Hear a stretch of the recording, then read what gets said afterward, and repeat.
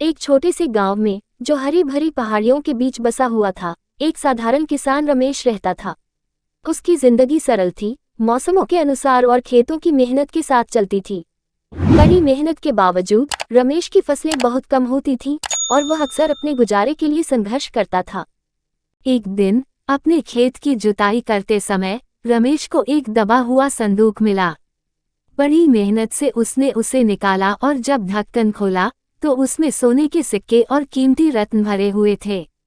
इस अचानक मिले खजाने को देखकर वह खुशी से झूम उठा और भगवान का धन्यवाद किया। रमेश की जिंदगी रातों रात बदल गई।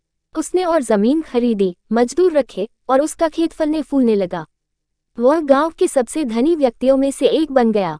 लेकिन धन के साथ ही रमेश के व्यवहार में भी बदलाव आया।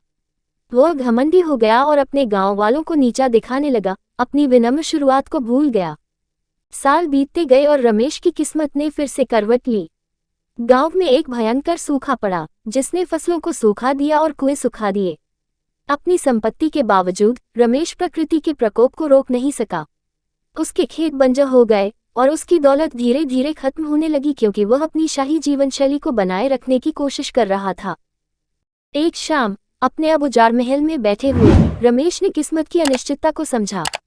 उसने समझा कि असली दौलत सोने या रत्नों में नहीं, बल्कि विनम्रता, कड़ी मेहनत और अपने समुदाय के समर्थन में है। सुधार की ठान कर उसने अपने पास जो भी संसाधन थे, उनके साथ गांव वालों की मदद करना शुरू कर दिया। सामूहिक प्रयासों से गांव धीरे धीरे फिर से फलने फूलने लगा। रमेश ने अपने पड़ोसियों का सम्मान और प्यार फिर से पाया, अब एक धनी आदमी के रूप में नहीं, बल्कि एक दयालु और विनम्र किसान के रूप में जिसने जीवन का सच्चा सार समझ लिया था।